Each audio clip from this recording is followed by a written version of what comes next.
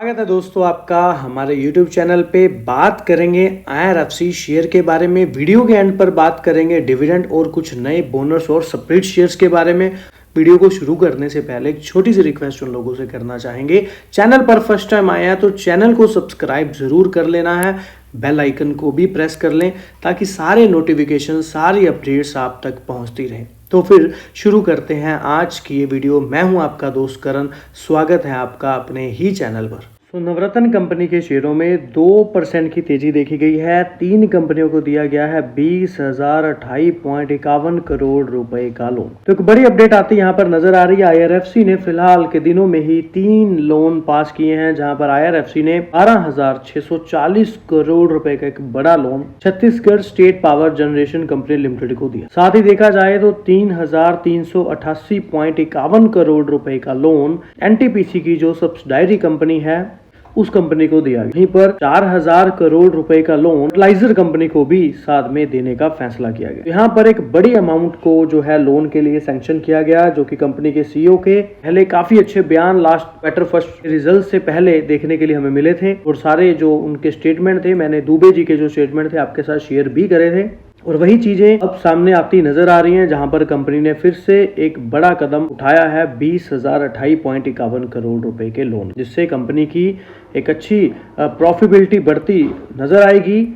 वहीं पर समझे NTPC की जो सब्सिडायरी जो है झारखंड के कोल ब्लॉक के डेवलपमेंट के लिए 3388.51 करोड़ का लोन मिला है। बात करें IRFC के शेयरों की तो काफी चुनौतीपूर्ण साबित हुआ है पिछला एक साल। बीते एक साल में कंपनी के शेयरों का भाव 20% से अधिक टूटा, जबकि इस दौरान सेंसेक्स इंडेक्स करीब 6% की गिरावट है। कंपनी का 52 वीक का हाई 166.85 रुपए और 52 वीक का लो लेवल 108 रुपए के करीब देखने के मिला। मार्च में कंपनी एक्सट्रेड पर भी काम करती नजर आई, जहां पर कंपनी ने पोजिशनल निवेशकों को 80 पैसे का डिविडेंड भी दिया। बात कर लें एनालिसिस द्वारा, जो कि शेर खान एसेट मिराए 80 नाउ संदेश से बात करते नजर आ रहे हैं, जो कि सोमिल मेहता ने कहा है कि IRFC के शेयरों में अभी भी गिरावट का रुख है, और बाजार विशेषज्ञ ने कहा है कि IRFC में गिरावट का रुख अभी जारी रह सकता है। IRFC में अगला महत्वपूर्ण सपोर्ट 117 रुपए पर है, और इनके द्वारा यह भी कहना है यदि 117 रुपए पर सस्टेन नहीं रहता, विफल रहता है, तो दैट मीन 112 तक के लेवल भी भविष्य में, निकट भविष्य में बिकवाली के दबाव से जारी रह सकते हैं। तो 112 तक भी स्टॉक जो है गिरता नजर आ। अब ऐसा होगा यानी वो तो खैर मार्केट या स्टॉक ही डिसाइड करेगा, पर इनका जो नजरिया है वो फिलहाल गिरावट के रुख का ही बना हुआ है। आपको क्या लगता है, आप भी कमेंट करके बता सकते हैं। टेक्निकल वाइज अगर मैं IRFC में बात कर लूं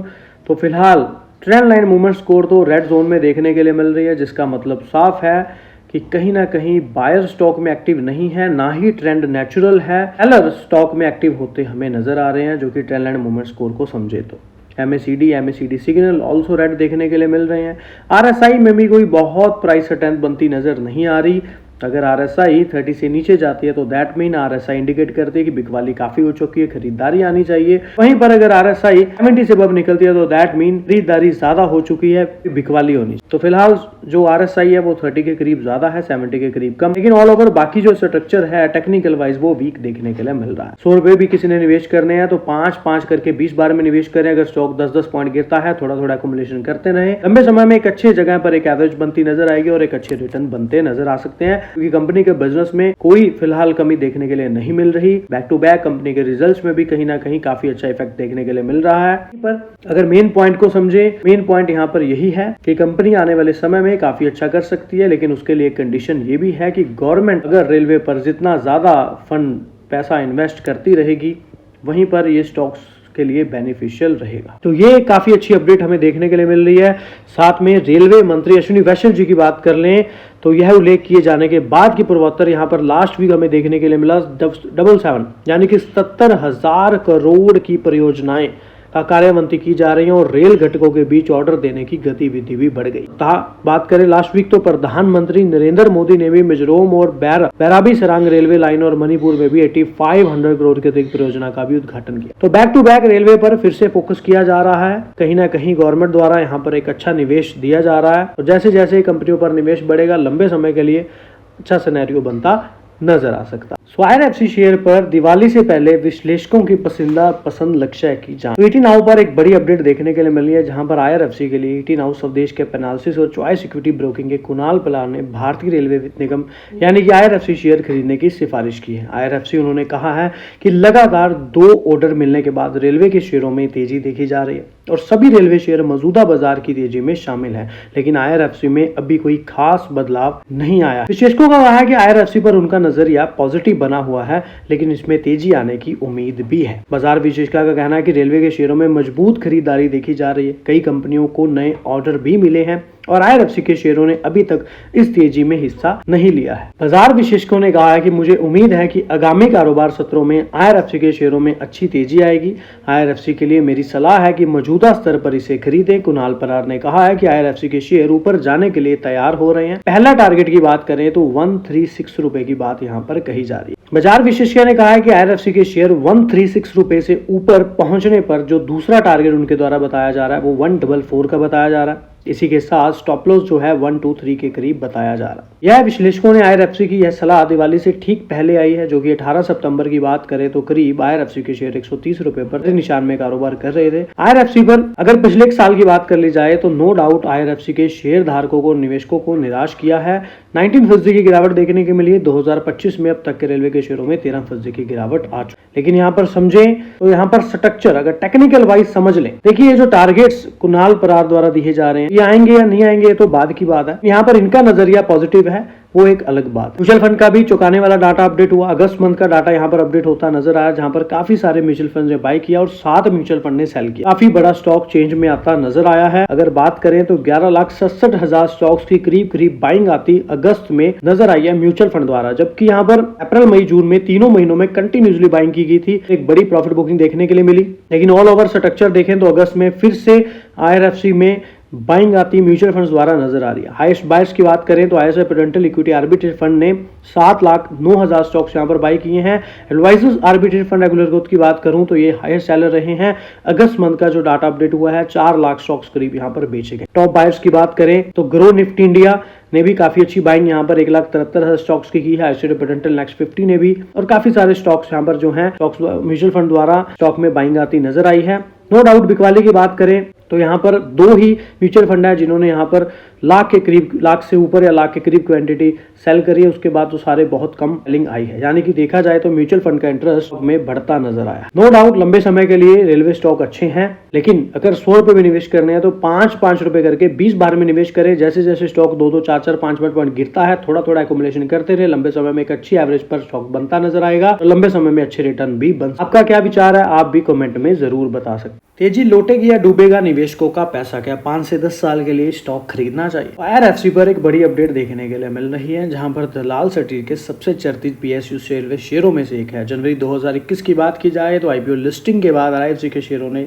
ऐसा शानदार रिटर्न दिया कि निवेशक इसके फैन हो गए। लेकिन रेल मंत्रालय के तहत काम करने वाली कंपनी IRFC ने IPO के माध्यम से 26 रुपए में शेयर जारी किए थे। तभी शेयर ने उच्चतम स्तर से 800% से अधिक का शानदार रिटर्न दिया। 15 जुलाई 2024 229.5 रुपए का ऑल टाइम हाई लेवल हासिल किया, लेकिन उसके बाद मामला पटरी से उतरता हुआ नजर आया। IRFC एक नवरत्न PSU है जो रेलवे के साथ साथ अन्य प्रोजेक्ट्स की फाइनेंसिंग करती है। कंपनी में भारत सरकार की बहुमत की हिस्सेदारी है, जबकि रेल मंत्रालय के पास प्रशासनिक नियंत्रण भी। BSE आंकड़ों के अनुसार IRFC के शेयरों का भाव एक साल में करीब 30% टूटा है। 2025 में स्टॉक लगातार गिरावट पर ट्रेड करते हुए लगभग 30% टूटा और पिछले 2 से 3 वर्षों में IRFC के शेयरों निवेशकों को 161 और 500% के मल्टी बैगर रिटर्न भी दी। IRFC ने जून 2025 तिमाही में कंपनी ने एक साल पहले की समान तिमाही के रिजल्ट्स की बात करें तो कुछ प्रॉफिट जो है बढ़िया दर्ज होता नजर आया। अगर एक साल पहले की बात करें, कंपनी का रेवेन्यू भी यहाँ पर इसी तिमाही में जो है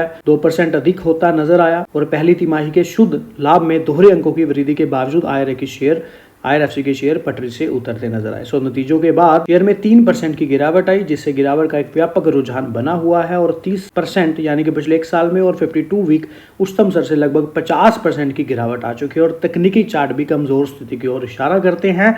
शेयर अपने 50 और 200 दिन के सरल मूविंग एवरेज से भी नीचे कारोबार कर रहा है। सो आंकड़ों से साफ पता लगता है कि रिटेल इन्वेस्टर्स के फेवरेट रहे स्टॉक में अब उतना मोमेंटम नहीं दिख रहा। हाल ही के दिनों में ये स्टॉक कमजोरी के साथ ट्रेड कर रहा है। निवेशकों को मोटा पैसा बनाकर देने वाले शेयर में आगे कितनी गुंजाइश है कि अभी भी इस शेयर में पैसे बनाने के मौके हैं या फिर 5-10 साल का नजरिया रखना समझदारी हो। तो IRFC के स्टॉक को लेकर अपनी राय देते हुए ET Now स्वदेश के एनालिसिस और मार्केट एक्सपर्ट सचिन का मानना है कि अगर निवेशक लंबा नजरिया लेके चल रहे हैं तो पोजीशन होल्ड ही रखनी चाहिए।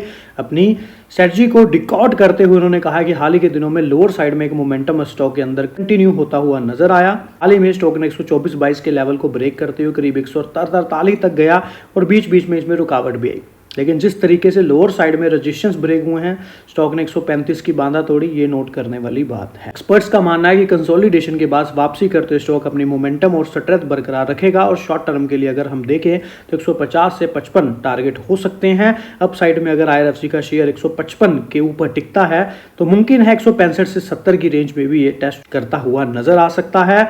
लंबे अवधि का नजरिया लेके चल रहे हैं तो पोजीशंस में बने रहें, ऐसा यहाँ पर मार्केट एक्सपर्ट्स का कहना है। दिग्गज मार्केट गुरु गुरम शाह ने भी रेलवे स्टॉक पर अपना नजरिया पॉजिटिव बताते हुए कुछ सालों पहले जब IPO आया था, निवेशकों को लंबी अवधि में निवेश की राय दी गई थी।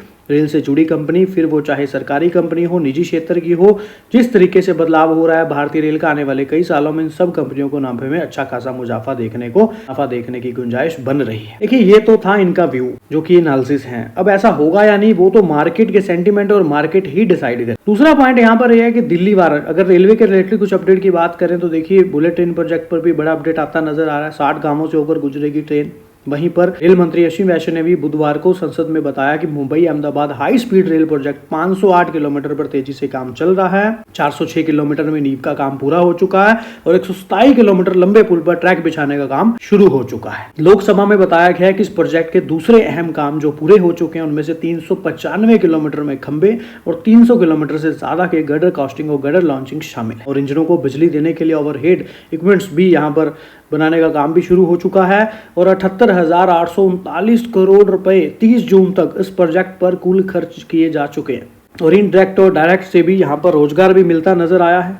और काफी जो है बुलेट ट्रेन प्रोजेक्ट के लिए 1399.5 हेक्टेयर की पूरी भूमि का अधिग्रहण भी कर लिया गया है। तो IRFC, NHPC, NBCC काफी सारे स्टॉक्स पर यहाँ पर बताया जा रहा है। मार्केट एक्सपर्ट्स ने खरीदारी के लिए कुछ शेयरों की यहाँ पर सिफारिश की है और कह रहे हैं माला माल कर देंगे ये शेयर। तो अगर आप शेयर बाजार में नई खरीदारी के लिए कुछ स्टॉक्स की तलाश में हैं तो आप ET Now स्वदेश के एनालिसिस और मार्केट एक्सपर्ट द्वारा सुझाए गए कुछ शेयरों पर नजर डाल सकते। ET Now स्वदेश के मार्केट एक्सपर्ट अजीत मिश्रा और गौरांग शाह ने निवेशकों के लिए कुछ शेयरों की सिफारिश की है और इन शेयरों और समझने की कोशिश करते हैं कि एक्सपर्ट का नजरिया क्या है, कौन सी रणनीति है जिसकी वजह से यहाँ पर तगड़ी कमाई का मौका मिल सके। तो हमें बात करनी IRFC के बारे में। IRFC पर इनका क्या व्यू है वो समझेंगे। शाह ने ये कहा है कि IRFC एक मजबूत रेलवे कंपनी है, वो तो बनी बात है, लेकिन इसमें सभी रेलवे कंपनियां चाहे वह कुछ सरकारी हो या प्राइवेट है लंबी अवधि में अच्छा प्रदर्शन करें। लेकिन एक पॉइंट साथ में इन्होंने ये भी दिया है, सरकार भारतीय रेलवे में बदलाव को बेहतर बनाने पर ध्यान केंद्रित कर रही है और इस तरह की कंपनियों में ग्रोथ में वर्षों तक जारी रहेगी। तो अगर गवर्नमेंट का फोकस यहाँ पर बना रहे, सेवाएं जो हैं बदलाव जो हैं देखने के लिए मिलते रहेंगे तो नो डाउट आने वाले समय में बिल्कुल कंपनियां आगे बढ़ सकती हैं, ग्रोथ कर सकती हैं। उन्होंने कहा है कि सभी रेलवे कंपनियों के पास मजबूत ऑर्डर बुक है, लगातार ऑर्डर मिलते जा रहे हैं और ये ऑर्डर पूरे होंगे जब तब इनकम और प्रॉफिट में वृद्धि होगी। दैट मीन कंपनी के रिजल्ट्स पर भी प्रॉपर नजर रखनी होगी।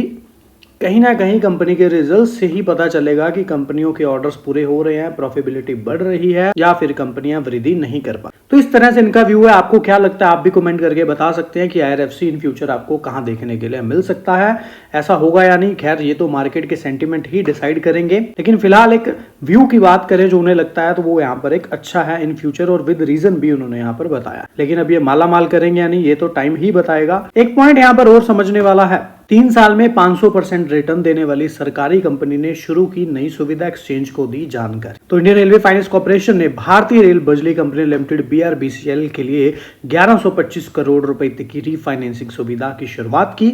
BRBCL, NTPC लिमिटेड और रेलवे मंत्रालय का एक ज्वाइंट वेंचर है। इस लोन एग्रीमेंट पर BRBCL के नबी नगर कार्यालय में IRFC के जो CGM यानी कि सुनील गोयल और BRBCL के CEO दीपक रंजन देहरी ने अपने अपने ऑर्गेनाइजेशन के सीनियर अधिकारियों की मौजूदगी में यह हस्ताक्षर की। तो एक बड़ा कोलैब होता, ज्वाइंट वेंचर होता नजर आ रहा है। IRFC की ओर से दी गई है रीच फाइनेंसिंग मदद BRBCL की वित्तीय लागत को कम करने में मदद करेगी। उससे कंपनी की वित्तीय स्थिति मजबूत होगी और भारतीय रेलवे को भी उपलब्ध कराई जाने वाली बिजली की लागत भी घटेगी। इससे दोनों पक्षों के लिए ही प्रॉफिटेबिलिटी स्थिति बनेगी, लाभकारी स्थिति बनेगी और BRBCL की प्रॉफिटेबिलिटी में सुधार होगा।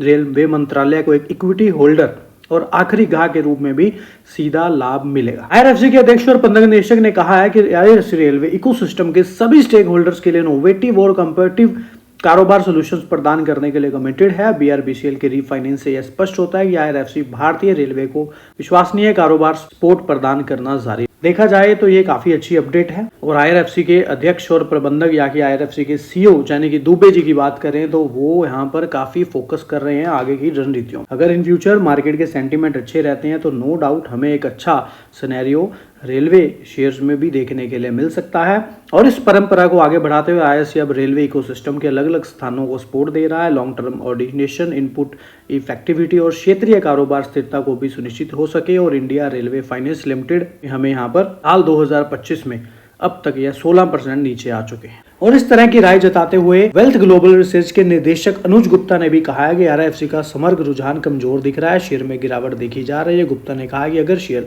130 के स्तर से ऊपर टिक पाता है तो 138 तक के नए लक्ष्य देखे जा सकते हैं और नई खरीदारी की जा सकती है और उससे अगला टारगेट 145 देखने के लिए मिल सकता है, ऐसा इनका कहना है। IRFC के तकनीकी संशोधन विशेषज्ञ ध्रुमिल बटलानी द्वारा सुझाए गए 130 रुपए के पिछले स्टॉप लॉस को तोड़ दिया है, जिन्होंने निवेशकों को नए लॉन्ग पोजीशन से बचने की सलाह दी थी। इसके अलावा देखिए इनको ऐसा लगता है कि स्टॉक ऊपर जाएगा नीचे जाएगा, ये इनका व्यू है। मार्केट में क्या होगा वो मार्केट ही डिसाइड करेगा। IRFC ने सूरत में भारत के पहले मल्टी मॉडल ट्रांसपोर्ट हब के लिए 200 करोड़ रुपए का ऋण मंजूर। सरकारी स्वामित्व वाली भारतीय रेलवे वित्त निगम IRFC ने 19 अगस्त को कहा कि उन्होंने सूरत एकीकृत परिवहन विकास निगम लिमिटेड यानी कि SITCO के साथ 199.70 करोड़ के नई सावधि ऋण के लिए समझौतों को मंजूरी दी और उन्हें क्रियान्वित किया, यानी कि करीब करीब 200 करोड़ का ऋण हुआ। और यह ऋण भारत में अपनी तरह के पहले सूरत मल्टी मॉडल ट्रांसपोर्ट हब के विकास में सहयोग करेगा। इस धनराशि से सूरत MTH में विकास में मदद मिलेगी।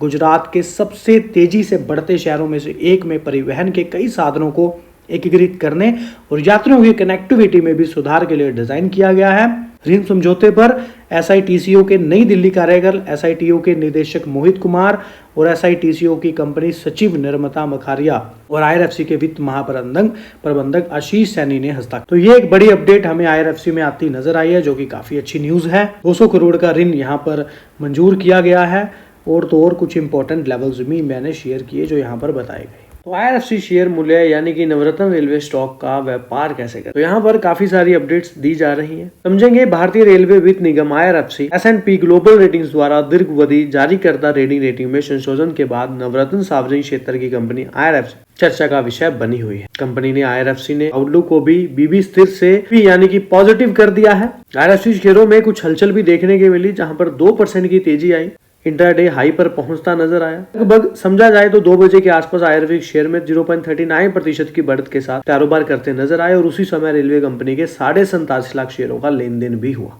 वर्तमान जो सभी प्रमुख मूविंग एवरेजेस हैं उससे फिलहाल स्टॉक नीचे ही कारोबार करता नजर आ। 18 हाउस अवधेश से बात करते एंजल वन के इक्विटी तकनीकी विशेषज्ञ राजेश भोसले ने कहा है कि IRFC के शेयरों में जून में सुस्ती का रुख, सबसे जून से ही सुस्ती का रुख है।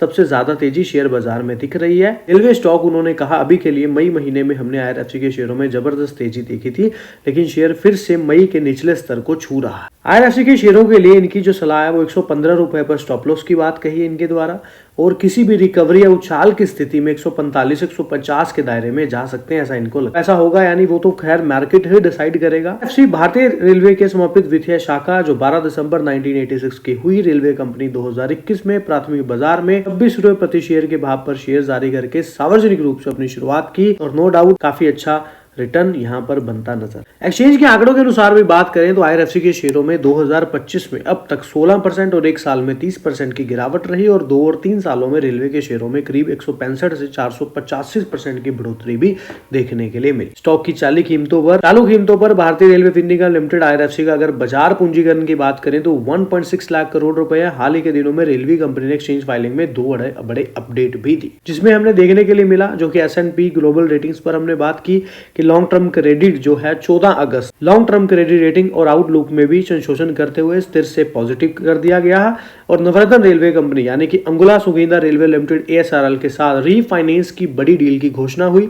2539 करोड़ रुपए की रिफाइनेंसिंग करेंगी। रेलवे लिमिटेड को रेलवे मंत्रालय द्वारा रेल विकास निगम लिमिटेड के माध्यम से 2009 में SPV के रूप में शुरू किया गया। अंगुल सुगींदा रेलवे ओडिशा में एक महत्वपूर्ण 113.4 किलोमीटर लंबी ब्रॉड गेज रेल लाइन का संचालन करती है जो खनिज वाले क्षेत्रों को प्रमुख कोयला, इस्पात और बिजली और बंदरगाह केंद्रों से जोड़ती है। ET now Swadesh analysis market expert Rajesh Bhonsle ने निवेशकों को राय देते हुए जून से ही स्टॉक जो सुस्ती के मोड में है और कोई मेजर ट्रांजैक्शन देखने को नहीं मिला। 12 मई को स्टॉक में एक स्ट्रॉन्ग गैप अप हुआ था स्टॉक में, उसके बाद एक स्ट्रॉन्ग रैली हुई थी। अभी स्टॉक उन्हीं लेवल्स को वापस उनके द्वारा जो लेवल्स दिए गए हैं वो हमने डिस्कस कर ही लिए, जो कि फिलहाल जो आपको पता ही है फॉर एजुकेशन पर्पस के लिए, किसी भी तरह का कोई सजेशन या रेकमेंडेशन नहीं है इसमें। कि ma'am according to P ratio sector wise समझने की कोशिश करें तो पी रेशियो के अकॉर्डिंग अगर वैल्यूएशंस की बात करें तो कहीं ना कहीं महंगे हैं। अगर समझे तो मीडियन में देखने के लिए मिल रहे हैं, लेकिन अगर समझे पावर फाइनेंस और रेक लिमिटेड से तो कहीं ना कहीं 10 से ऊपर पी जो है, कहीं ना कहीं कुछ वैल्यूएशन जो है अभी भी महंगे हैं। अगर पी रेशियो के अकॉर्डिंग समझने की बात करें तो दैट मीन वैल्यूएशंस के अकॉर्डिंग अभी भी स्टॉक थोड़ा महंगा। लेकिन अगर इसके अगले पॉइंट को समझें तो वो पॉइंट है कंपनी के बैक टू बैक क्वार्टर के रिजल्ट्स जो हैं बहुत बढ़िया आते नजर आ रहे हैं। दैट मीन कहीं ना कहीं कंपनी ने नवंबर 2024 में कहीं ना कहीं 6900 का प्रॉफिट बनाया था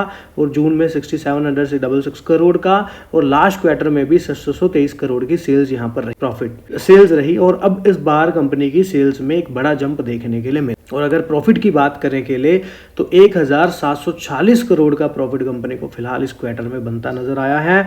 और उसके अलावा भी कंटिन्यूसली कंपनी कहीं ना कहीं एक अच्छा प्रॉफिट बना पा रही है। और दुबे जी ने काफी सारी स्टेटमेंट्स दी हैं जो कि मैंने आगे वीडियो में डिस्कस की हुई हैं, उनको भी आप समझेंगे तो आपको काफी इजी रहेगा। मतलब अगर देखें, अगर मार्केट के सेंटिमेंट सही रहते हैं तो कहीं ना कहीं स्टॉक में आपको एक बड़ा अच्छा सिनेरियो जो है देखने के लिए मिल सकता है। लेकिन इसका मीनिंग ये नहीं है कि 1-2 दिन में ही मिल जाएगा। हो सकता है अभी मार्केट में थोड़ा फॉल हो। अगर 20 रुपये भी निवेश करने हैं तो 10-10, 5-5 करके यहाँ पर 5-6 बार में जैसे निवेश करें। 100 रुपये भी निवेश करने हैं तो 20 बार में निवेश करें। थोड़ा थोड़ा जो है 2-2, 4-4 पॉइंट गिरने पर थोड़ा थोड़ा एक्यूमुलेशन करते रहे। एक नीचे वाले लेवल पर स्टॉक आपके एक्यूमुलेट भी होगा और लंबे समय में अच्छे रिटर्न बनते नजर आएंगे। क्योंकि देखिए, अगर आप ये बात करें कि कंपनी के बिजनेस में कोई प्रॉब्लम है तो ऐसा कुछ भी नहीं है। अगर दुबे जी के कहीं स्टेटमेंट्स पर बात करें तो वो भी स्टेटमेंट्स दिखाती हैं कि इन फ्यूचर यहाँ पर एक अच्छा कंपनी बिल्ड होती नजर आएगी। तो इन फ्यूचर यहाँ पर पॉइंट जो है कि कंपनी बिजनेस के लिए यहाँ पर बढ़िया है। सेकंड क्या चाहिए? सेकंड चाहिए गवर्नमेंट का यहाँ पर जो है बड़ा इन्वेस्टमेंट जो है रेलवे पर होता रहे, तो रेलवे स्टॉक्स में काफ़ी अच्छा जो है सिनेरियो इन फ्यूचर एक बार फिर से देखने के लिए मिल। ईयर ऑन ईयर देख ले तो भी कंपनी की सेल्स में एक अच्छा जंप है और नेट प्रॉफिट में भी कंपनी की एक अच्छा जंप देखने के लिए मिल रहा है। नो डाउट अगर आप यहाँ पर लास्ट जो है 2025 में कंपनी के अगर आप यहाँ पर सेल्स देखेंगे तो 2024 में इस दोनों में कोई सेल्स में बड़ा फर्क नहीं है, लेकिन आप अगर प्रॉफिट देखेंगे तो प्रॉफिट में आपको एक जंप देखने के लिए मिल रहा है। वहीं पर अगर हम कंपनी के रिजर्व की बात कर लें तो कहीं ना कहीं कंपनी का रिजर्व में भी रेगुलर हमें जंप होता नजर आ रहा है, क्योंकि जो जंप है ये कंपनी रिजर्व अगर अच्छा पड़ा हो किसी कंपनी के पास तो डिविडेंड बोनस जैसी चीजें देनी कंपनी के लिए आसान बात रहती है। वहीं अगर मेन पॉइंट को समझे तो अगर आप एफआई और डीआई की होल्डिंग की बात करें तो कहीं ना कहीं एक अच्छी होल्डिंग हमें देखने के लिए मिल रही है। पब्लिक का काफी अच्छा स्टेक है। Number of share holding pattern की बात करें तो शेयर होल्डर्स में कुछ फॉल हमें होता यहाँ पर नजर आया है। कहीं ना कहीं जो है नंबर ऑफ शेयर होल्डर्स यहाँ पर कम हुए हैं, लेकिन ऑल ओवर स्ट्रक्चर को समझे तो एक अच्छा एफआईडीआई का स्टेक बना हुआ है, पब्लिक का स्टेक बना हुआ है, प्रमोटर्स की होल्डिंग ऑलरेडी बनी हुई है। जल्द ही मेट्रो परियोजना के लिए रोलिंग स्टॉक का वित्त पोषण करेगी। भारतीय रेलवे के लिए समर्पित गैर एनबीएफसी कंपनी, भारतीय रेलवे गैर बैंकिंग वित्तीय कंपनी एनबीएफसी, भारतीय रेलवे वित्त निगम या आईआरएफसी और मेट्रो प्रणाली के लिए रोलिंग स्टॉक खरीदने को वित्त पोषित पर विचार कर रही है, जिसका उद्देश्य है भारतीय रेलवे के मुख्य वित्त पोषण से विविधता लाना है।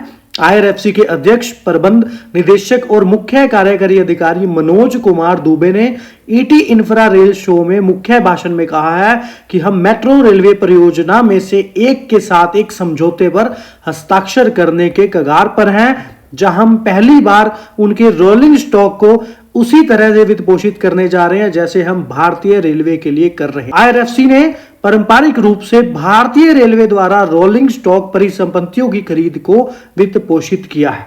तो बहुत ही बढ़िया जो है यहाँ पर अपडेट दुबे जी द्वारा दी गई। और तो और दुबे ने बताया है कि देश में रेल इंफ्रास्ट्रक्चर का भी विकास होता नजर आ रहा है। अभी हाल ही में 2 बड़े प्रोजेक्ट देखने के मिले, जो मैंने 7,000 करोड़ के करीब आपको पहले भी बताए भी हैं 2-4 दिन पहले वीडियोस में, जिसमें भारतीय railway network, metro network, rapid rail system भी शामिल है और सालाना 4 लाख से 5 लाख करोड़ की वित्त पोषण की आवश्यकता है, जिसमें आईआरएफसी वित्त पोषण की आवश्यकताओं को पूरा करने के लिए खुद को तैयार कर रहा है, मिल सकता है। और यहां पर देखिए बड़े से बड़ा एक से एक समझौते करने के कगार पर है। काफी सारी अपॉर्चुनिटीज हैं आईआरएफसी के पास, समझे तो क्या है। अगर एज पर चार्टर की बात करें तो कंपनी जो रेलवे से रिलेटेड जो चीजें हैं, चाहे रेलवे का कोई आगा है चाहे पीछा है ना, तो जो रेलवे से संबंध है आगे पीछे, तो वहां पर भी कंपनी अपना हाथ जो है, अपना फंड जो है दे सकती है।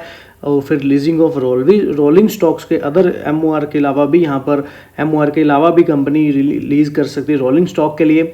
और फिर फंडिंग का भी रेलवे इंफ्रास्ट्रक्चर पर थ्रू जेवी स्टेट के जरिए डेवलप होता नजर आ सकता है। और फिर आने वाली जो हाई स्पीड ट्रेन है, high speed semi freight lines जो हैं, डेडिकेटेड कॉरिडोर्स, तो इन चीज़ों का भी बेनिफिट आईआरएफसी के लिए एक अपॉर्चुनिटी है। मल्टी मॉडल लॉजिस्टिक पार्क्स भी यहाँ पर आईआरएफसी के लिए एक बड़ी अपॉर्चुनिटी है। नॉन कन्वेंशनल सोर्सेज की बात कर ली जाए जैसे रिन्यूएबल एनर्जी, तो ये भी चीज़ें जो हैं कहीं ना कहीं आईआरएफसी के लिए एक अपॉर्चुनिटी का काम करती नज़र आ सकती हैं। और आईआरएफसी आपको पता है ऑलरेडी हस्ताक्षर हुए हैं, एमओयू साइन हुए हैं, कोलैबोरेशन हुए हैं राइट्स के साथ, आईएफसीएल के साथ, आरईएमएससीएल, एमएमआरडी के साथ। तो ये कुछ अपॉर्चुनिटीज आईआरएफसी के पहले फिलहाल बनी हुई हैं और कुछ यहाँ पर हस्ताक्षर भी हो रखे हैं। यह रेलवे के काफ़ी सारे स्टॉक्स को बेनिफिट मिलता है जब कोई एक बड़ा प्रोजेक्ट होता है। तो कश्मीर के बाद अब लद्दाख तक ट्रेन पहुंचाने की तैयारी नए रेल खंड के लिए किया जा रहा है सर्वे।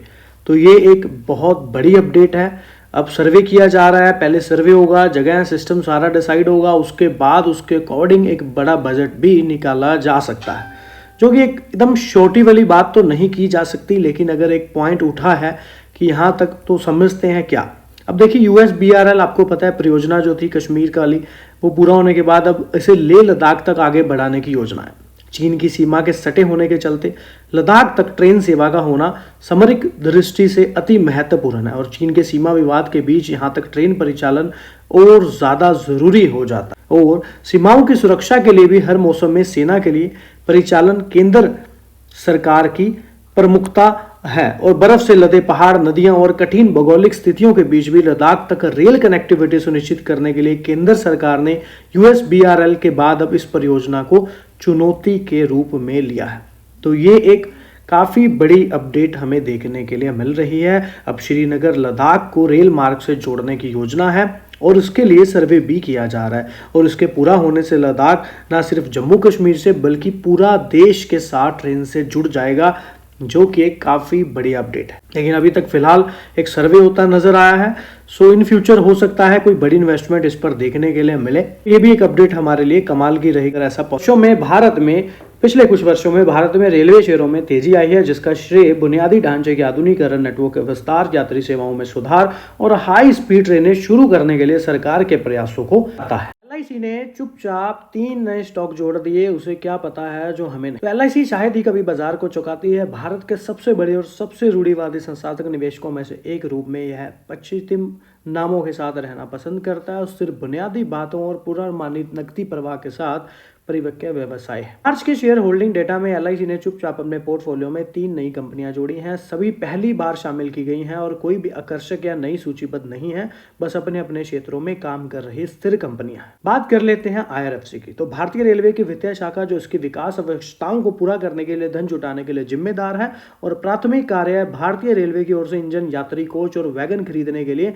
धन जुटाना और साथ ही रेलवे परियोजनाओं को वित्त पोषित करना है। तो 4-5 पॉइंट हैं, स्टेप बाय स्टेप समझने की कोशिश करते हैं। IRFC सार्वजनिक क्षेत्र के संस्थाओं जैसे RVNL और आईकॉन को ऋण देता है, लोन देता है और 31 मार्च 2025 तक IRFC के पास 4.6 ट्रिलियन की प्रबंधन के तहत संपत्ति यानी कि AUM थी, जिसमें से 99% रेल मंत्रालय से प्राप्तियां थी। 4.6 ट्रिलियन की प्रबंधन के तहत AUM की बात कही जा रही है, जिसमें से RVNL और इनकॉन को भी ऋण जो है दिया गया है। वहीं पर इतनी अधिक संधारणा जोखिम भी पैदा करती है और प्रत्येक वित्तीय वर्ष में रेल मंत्रालय IRFC को अपनी वित्तीय आवश्यकताओं के बारे में सूचित भी करता है, जिसे IRFC बाजार उधार के माध्यम से पूरा करता है। और इस प्रकार इस पोर्टफोलियो संकेंद्रण का अर्थ है कि IRFC का विकास पूरी तरह से इन बजटीय संस्थानों पर निर्भर है और यह जोखिम IRFC के स्थिर AUM में स्पष्ट है, यानी कि 2023 और 24 में 4.6 ट्रिलियन।